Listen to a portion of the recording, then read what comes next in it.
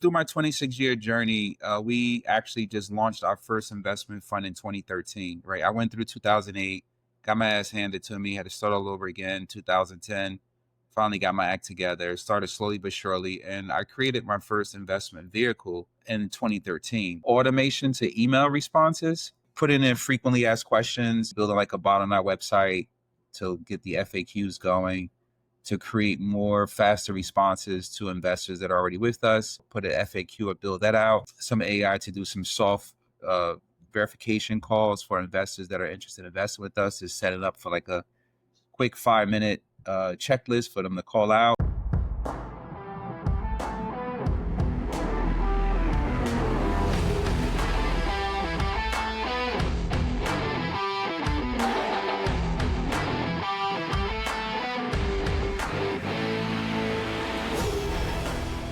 Welcome, everybody, to another episode of the Big Hitters Podcast. I'm Andrew Hathaway. I'm joined by Fuquan Bilal. He is a real estate investor with 26 years experience.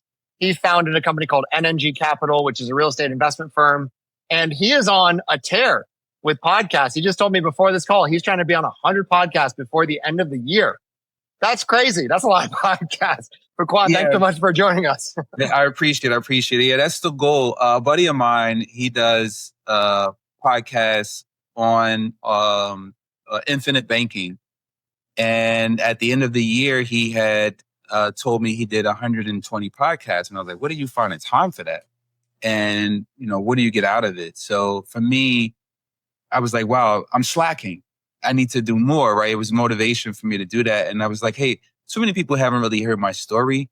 I've been in this journey for 26 years. So I want to put myself out there and, cross collab with the other podcast hosts to get our story out there and what we do and how we add value to the community. So thanks for having us on your platform. What's been your favorite one so far, out of curiosity? You don't have to get anyone in trouble, but I'm curious, is there one that you thought had a really interesting angle or topic? Well, I've been on a mix of different podcast types. So you have your real estate podcast, you have your business podcast, you have your self-awareness podcast. It's not just one specific area that I'm going into. So, I've been speaking on things as far as, scaling business to be more efficient. Most people want to scale a business to be bigger. I always say scale to be better, create more operational efficiency. So those have been my favorite ones. I don't have one in particular. I think there was some knowledge gained from the hosts, and that's why I like doing podcasts also, because I also learned from you guys.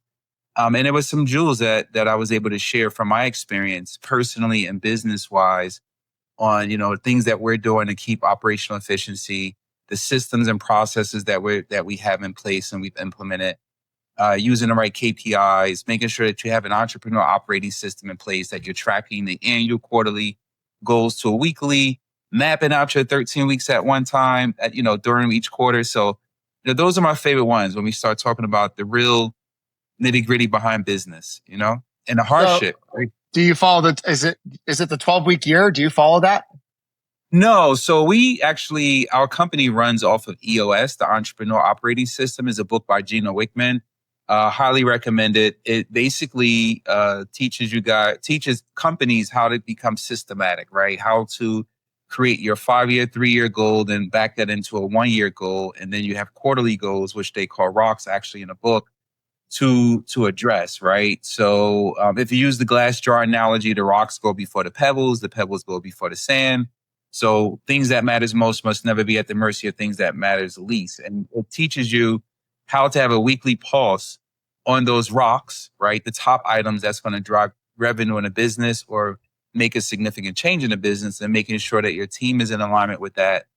The maps was something I just learned recently. I'm in a mastermind group for CEOs, and that's a management accountability plan where you take your 13 weeks, your quarter, and you map out everything you need to hit each week in order to get to that quarterly goal. And you get to meet with your team every week. Are we on track or off track? Your team members, some of them have responsibilities. So it's, what's the goal? Who's responsible for it? Do they have all the resources that they need to get it done? And that planning happens before the quarter. So your team have the resources, and then it's just a 13-week march to make sure that, we're on target each week. So those are the things I like. Our business is not perfect. Like any other business, we have our struggles, challenges. There's four parts to a business: people, execution, cash, and strategy. And the biggest challenge I've always found is the people part, with any business. So that's the part that I like the most, is how to create that efficiency in your business to drive the results you need. Concept of this podcast is big hitters. So you obviously own a real estate fund. Give the audience something to kind of help us understand your productivity. Could be top line revenue, assets under management.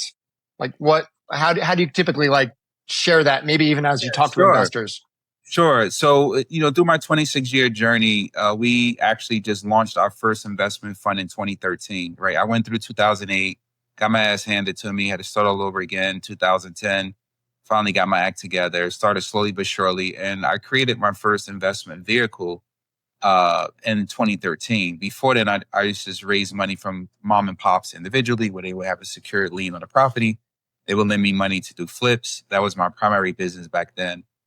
Moving forward today, we're on our seventh fund. We've raised 60 million to date. Of course, we redeemed back some of that capital to investors. We have close to about 45 million under management assets, like hard assets. Most of those assets are multifamily in the Southeast, where we do our impact project. We do a lot of affordable housing there. And then we have here in New Jersey, Northern Jersey specifically, where we do the ground up luxury spec homes. And those are two verticals that we have in the fund to create diversity. The Northeast market is still really strong as far as there's no inventory. So we're still, getting offers. Things are sitting on the market a little longer than it used to be. But after COVID, that wasn't normal for a house to go into contract in a week. So, we're seeing for a luxury product is where we are 60 days to 90 days, in some cases 5 months. If you're above the 3 million range for a house to go under contract, but it's still no inventory. So it's still a strong market, still competitive to buy. On the multifamily side, we are seeing some challenges there with increase of insurance costs. Basically, everybody's fighting for tenants. I was just on a call earlier today telling one of my strategic partners, we were talking about the tenant base and, how successfully are we doing with our marketing? And I was saying, hey, people are giving, first month rent free, move-in fee, waiving application fees. It's like everybody's fighting for that same tenant. So it's a little bit challenging there to kind of keep economical occupancy increasing when you have those challenges within the market. I mean, it's systemic, it's happening across the board, but it's what you do every day from the lessons that you learn. Those are the lumps you get in business, right? Those hard lessons you learn to help you refine the process, read through the SOP, and, stand and fight another day. That's incredible. So, I love you have such a broad scope and a lot of experience. I love that you started flipping houses. And it sounds like you're willing to be a little bit open about maybe some failures, but I always find that that's really interesting for our audience. Talk about some of your biggest lessons that you've learned through maybe failing forwards. Yeah. So with that, right, I'll first talking about personal lessons, right? I think I know before 2008, I was, a slave of money and not a master of it. What I mean by that, I was chasing money all the time.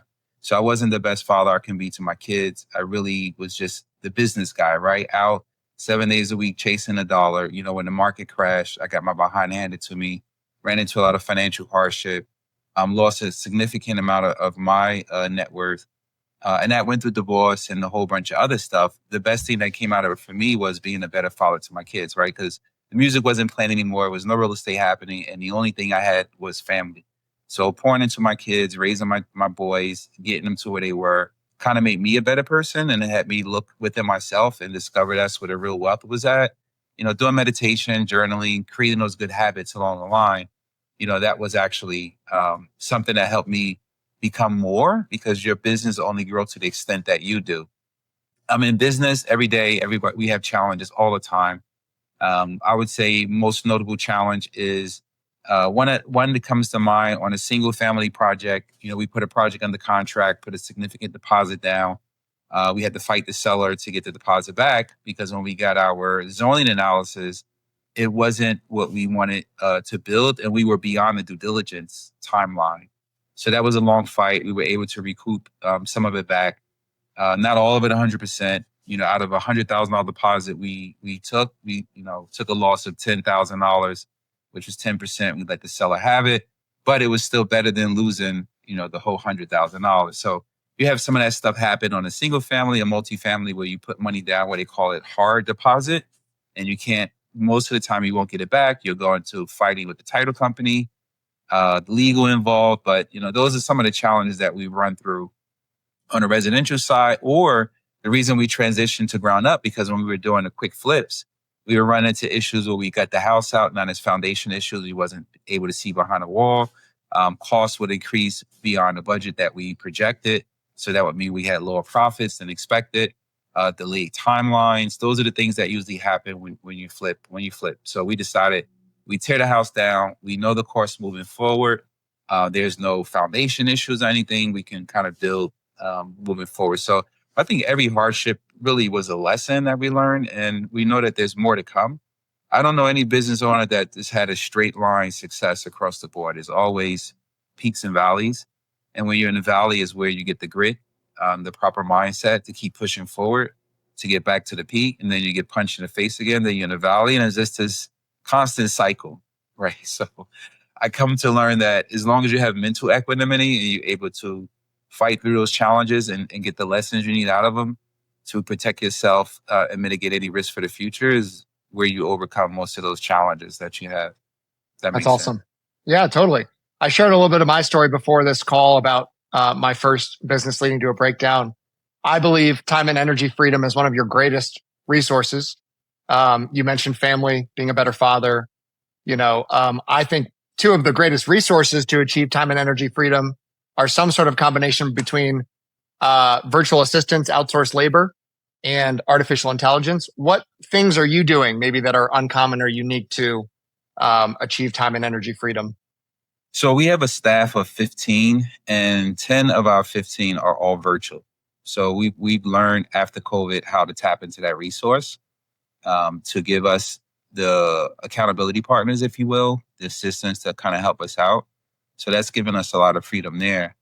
But I've learned to kind of make work my lifestyle business, right? So it fits with my lifestyle. I have control because I'm the owner, so I get to make my own schedule. If I'm planning things with the family, that tends to go on a calendar before the year starts. So everything else is planned around that. And making sure that I stay conscious to those things, putting family time and vacation time first, and then build everything around that. Because essentially, as a business owner, you're building a business to support your lifestyle. So, for me, it's we love what we do. We do take breaks. Sometimes we have to grind it out. Like I was just telling somebody this quarter, I've been grinding 7 days a week, this quarter, to kind of make sure that we get ahead, that things are done. We had certain challenges, and I had to stay extra and do extra stuff on a Sunday, working 4 or 5 hours on a Sunday. But still making sure, even if I'm working on a Sunday, I have time blocked out with my son to go get lunch or whatever. But I love it. I love what I do. For me, it's not work. I'm not burnt out yet. I haven't gotten to a point where we were discussing earlier, mental health breaks. It's just exciting to see what difference can I make, the amount of what I put into it, right? And any business owner, it's a constant grind. It just depends on how do you utilize your time, and if you are taking breaks or you have things that you have set up, massages, spa houses, whatever you have to treat yourself to. I was at lunch yesterday with a buddy of mine who basically just started taking golf lessons, and we had lunch at the club.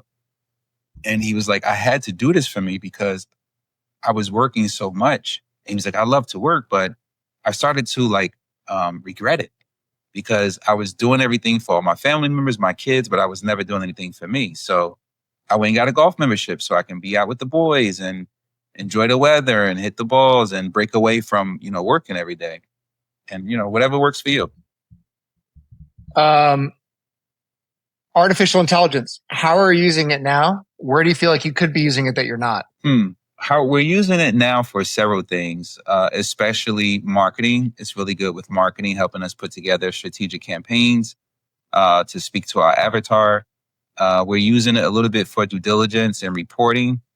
We actually use ChatGPT. It could create projects where you can prompt it, give it instructions, upload certain documents for each of our properties, to kind of build the AI and then prompt it to give us certain data points. Of course, you always have to put the human part in it and inspect what you expect, trust but verify situation. So that's kind of what we're using it for right now, just marketing and due diligence. Okay. Where do you feel like you could be using it that you're not? Let's see. I would probably say automation to email responses, probably prompting it to putting in frequently asked questions, letting it communicate, building like a bot on our website to get the FAQs going, to create more faster responses to investors that are already with us. Maybe, put an FAQ or build that out, or probably getting some AI to do some soft verification calls for investors that are interested in investing with us, to set it up for like a quick 5-minute checklist for them to call out. People are still not used to the voice AI. They want to speak to a human. So, slowly migrated into that area, because a lot of this stuff can be answered just through data that we have. They don't need to speak to someone. If it's a question, if AI can answer it, then, that works. So getting that set up, I think, is where we want to go. Are you using it at all to attract people to your fund and to invest with you, accredited investors and things of that nature? No, we're not using it that way. We're using it to help us create marketing campaigns and polish up the marketing campaigns. To that extent, that's pretty much it. This is your last question. What's something that you care about a lot, or a soapbox you want to get on, a hot take no one shares, a business lesson that you want to impart to the audience? The floor is yours. Well, I mean, we kind of touched on it, the time freedom thing, right? You talked about it earlier. I think as a business owner, always making sure that you do take that time for yourself to reset. Like, I do a lot of meditation. So for me, 24 minutes every day, I take 1 minute to represent 1 hour of each day, right? So to keep that mental equanimity, to stay in the game, to keep the fight going. So I would definitely say, for all of you big hitters or out there, crushing it, make sure that you take time to look back to see how far you come, to be grateful for where you are now, and take that mental time that you need to reset. That's so good, man. I'm a part of a Christian business owner group called Rise Up Kings. And one of the things my mentor says in Rise Up Kings is private purity leads to public power. And I think that that's really, integrity is who you are when no one's around, that kind of type of concept. And, for me, my marriage and my kids, like, that's the number one most important relationship that I can cultivate and nurture. And come hell or high water, like, nothing else matters. In my walk with God, nothing else matters in terms of business if I'm successful in business and not successful with my family, So, yeah, I love that we touched on that theme today. That's great. Well, thank you so much for joining us. Anything else you want to share? No, that's it. I really appreciate it, having me on a platform. It was a joy talking to you, and I'm looking forward to sharing this with the rest of my audience. Yeah. All right, man. Thanks for joining us. Awesome.